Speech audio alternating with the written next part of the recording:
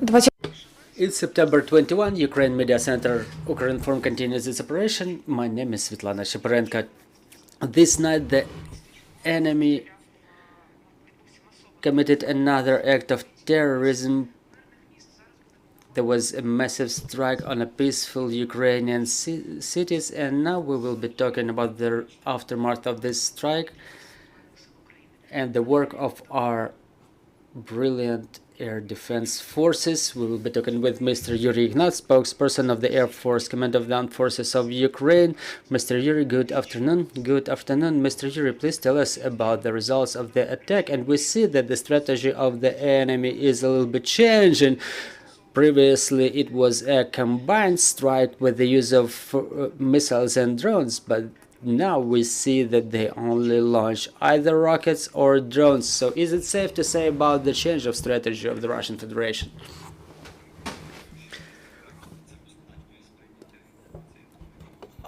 I apologize. I'm here in English translation.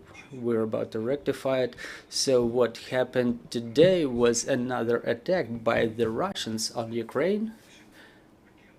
Yes, there were more missiles launched. It's no news for us. There were attacks like this for a number of times previously with the same number of missiles launched. So today the result of operation of air defense forces was quite good. 36 out of 42 is a quite a good result, given that the enemy was launching the attack in a number of waves from different directions on different regions of Ukraine. As you know, the work of the air defense forces was at least in 6 regions. Both the mobile fire teams, fighter jets were working along with the air defense artillery systems. Kyiv region was attacked with S-300 missiles. The mayor said that at least 6 of such guided missiles were used against the regional capital. I don't think I can say something new on top of the reports from our energy technicians that energy infrastructure facilities were attacked. As you know, during the previous attack there was a strike on Kremenchuk oil processing facility, so we may assume that the energy infrastructure facilities will be the targets of the enemy, and we have to prepare to it because the heating season is coming, the autumn is coming, and the enemy may resort to inflicting strikes on such facilities on top of military facilities. Talking about the missiles, they have about 600 high precision missiles. It was mentioned by the general staff representatives and the representatives of main directorate of intelligence. It's the Kinjal caliber X555, X101, Iskander M and K types. Those are the missiles that enemy may reach with any corners of our country, plus the loitering drones, the kamikaze drones. The other types of missiles the enemy have are Onyx X-22, X-35, S-300 and guided aviation missiles the enemy uses, like X-59. Such types of rockets or missiles may be used in the areas along the front lines, maybe in the north of our country. Also, the enemy continues using the guided aviation bombs that they target directly on the areas along the front lines. What Ukraine needs, we need to reinforce our air defense forces and wait for F-16s that can provide the advantage for us in the air and reduce the activity of enemy's aviation in the southern and eastern directions. We also wait for the good news from Washington, D.C. about the extension of additional air defense systems. We wait for the good news from Ramstein that will probably give us more opportunities to reinforce our air defense. Specifically, we're talking not about the long-range systems such as Patriot or Iris-T or NASAMS, but also about the small short range air defense that can automatically destroy Shahed drones. We see that the number of attacks using the loitering drones is increasing, and to destroy them efficiently we need efficient and rational air defense systems. Shooting Shaheds down with rockets will result in deficit of such rockets, so reinforcement of all air defense means, including the mobile fire teams. We increase the number of mobile fire teams now due to the needs of repelling of attacks using the loitering UAVs. We've heard some positive news for us. We were targeting facilities in Crimea, Sochi, Saki, and Sevastopol. What is the secret of success, and should we expect for more strikes on the Russian Federation in Crimea? Well, we're talking live now, and our pilots right now are using those types of weapons used by the partners, JDAMs and HARP missiles, the guided aviation bombs, and Scalp and Storm Shadow cruise missiles. Well, everything has its time due. We cannot disclose all the details, but you see the results of operation of our air forces. The two battleships that now follow the way of Moscow cruiser, and there are more strikes, such as infliction of strike on the ammunition depot in Crimea specifically, and it will continue happening. We cannot just defend unilaterally. We have to destroy the enemy. We have to destroy their logistics that supports them, supports their land troops. We have to destroy the headquarters, the military operation facilities, and our pilots do everything they can. They're pushing the envelope basically on the aircraft they're using, but the effect would multiply with F-16 aircraft. Once again, I want to reiterate it. Those should be certain modification of F-16s. They should not be lower in characteristics, because if the characteristics are lower than Su-35, it would not produce some intense effect. We have to gain advantage in the air. F-16 can inflict strikes, the high precision strikes on the land targets. We need it a lot. We can't wait to get this aircraft in our air forces. So talking about F-16, what's going on with the training of Ukrainian pilots? What is the phase of training, and is there any chance such training will be going on more rapidly than it was stated before? Well, let's put it like this. The pilots who have not yet left, I mean the other waves that are going to go to other countries, they already do some homework here. They study English language, they train on the simulators, so everything goes according to the plan. We don't disclose a lot of information about what's going on over there, but the relevant work is being done.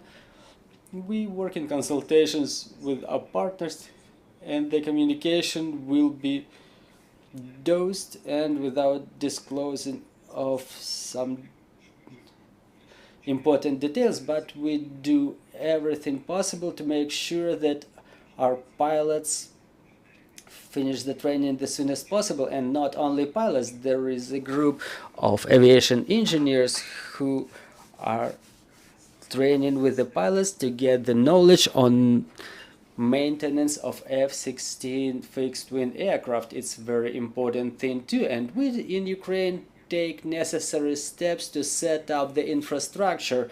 Definitely during wartime, when you are under fire all the time, you cannot do some capital works, but again, we take all reasonable measures to make sure F-16 is used efficiently in Ukraine.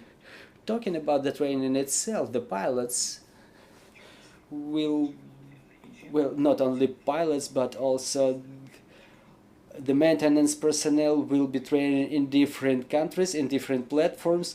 This is why the representatives of our government makes visits to other countries and negotiate the expansion of the training centers for our pilots and maintenance teams, because the training airfields, the instructors, they are not so numerous.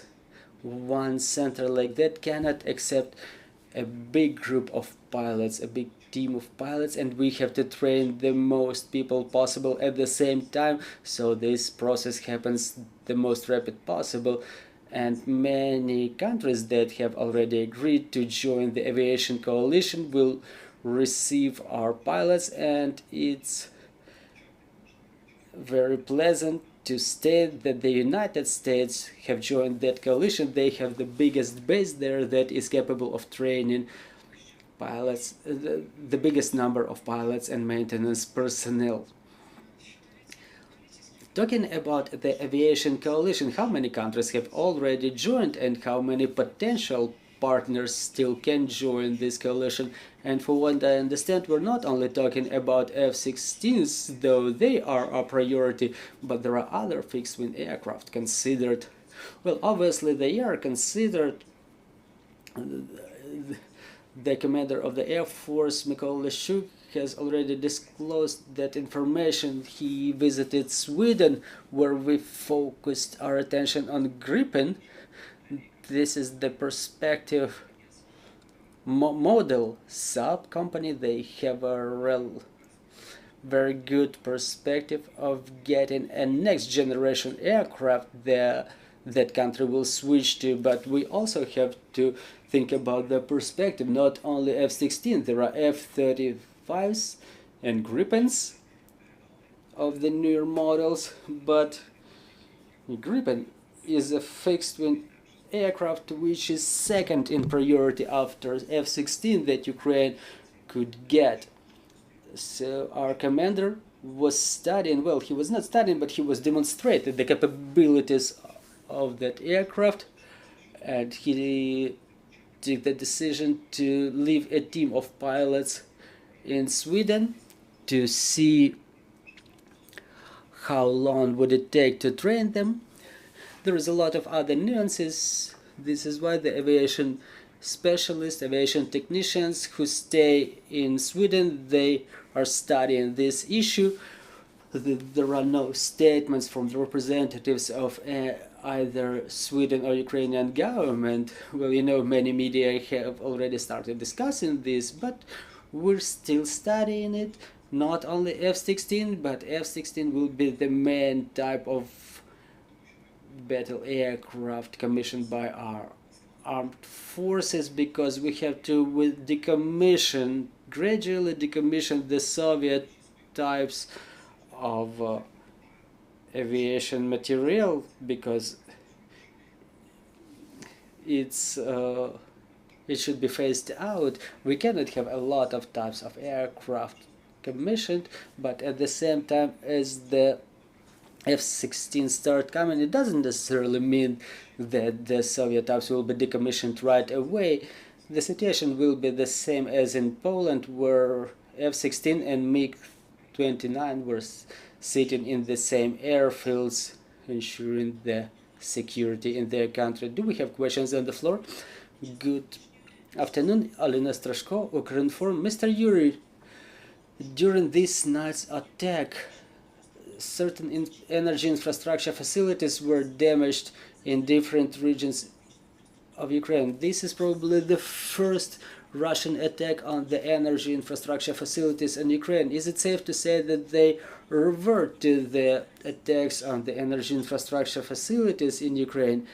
And to what extent is the critical infrastructure of Ukraine is protected against missile attacks? Well, we shouldn't talk about the level of protection of infrastructure, but about the level of protection of the country itself, because 1 year ago we only had Soviet types of air defense like S-125, the land forces air defense systems, but starting from October last year we started getting NASAMS and IRIS-T. Then the numbers started growing. Then we got Patriot that is capable of downing Kinjal X-47 missiles, plus short-range air defense systems such as Gepard, Krotal, Avenger. But at the same time, the Soviet air defense systems that were defending us a year ago in September and October, they get exhausted. We're running out of ammunition gradually. Look, what is the amount of the rockets that we spent on downing the UAVs? Hundreds and hundreds of fixed and rotary wing aircraft, thousands of missiles destroyed by air defense forces, plus the loitering Shahed drones. It exhausts not only the ammunition reserve that we look for in other countries because we don't manufacture either Buk or S-300 missiles. The material is not eternal either. We need new parts, but we have to reinforce our air defense with more modern system. They work like 100%, one rocket, one target. So for example, in case of Buk, we used 2 rockets against 1 air target, which increases the chances of damage of the target or its destruction. In these new air defense systems, their rockets are used more efficiently. So in answer to a question whether the enemy was targeting the energy infrastructure facilities, we can judge it from the reports of the military administrations. This is the first indicator, but again, 36 out of 42. Fortunately, we did not find out what were the targets of the enemy, all of the targets, because the air defense forces ensured such result. Thank you very much. There is a French editorial intelligence online who reported that Ukraine may receive the fighter jets Mirage TP, and many media picked this information up. So are we in negotiations, and to what extent it will influence our capabilities, how important it is for us? Well, any help is important for us, but Mirage 2000 is not an option. A-10, how can it help? If Russian air defense destroys it, we need advantage in the air. We need a multi-purpose aircraft that is modern and capable of fulfilling all those tasks that I've mentioned today. What we need is the advantage in the air. We need to push the Russian aviation from the occupied areas from our borders. We need to inflict strikes on the water and land targets. We need to guard our airspace. We need to destroy the cruise missiles and drones. We need to counter the Russian terrorism. You can read about Mirage 2000 in the open sources. We cannot afford picking up everything from the aviation park. It's not rational and it will exhaust our people. We have to focus on one type, two types maximum. Two types of multi-purpose fixed-wing aircraft capable of fulfilling the tasks I've mentioned. Mirage 2000 is an obsolete model. France has way better aircraft, France and Europe, so we currently consider those aircraft that we talk about. You know, there's a lot in media. There are statements of different leaders of different countries about provision of different weapons that are not always true. Even about the training of our pilots in France, there was a question about it. But there we were talking about the aviation specialists involved in ground support, search and rescue activities. So let's try to communicate the information in a more clear and precise way. There was a statement in the news marathon of the commander of Air Force where he told everything about what Ukraine needs and in what numbers. Mr. Yurii, thank you very much for your comprehensive answers. I'm reminding you, joining us was Yurii Ihnat, the spokesperson of the Air Forces Command of the Armed Forces of Ukraine. We are putting together the schedule for tomorrow, so stay tuned.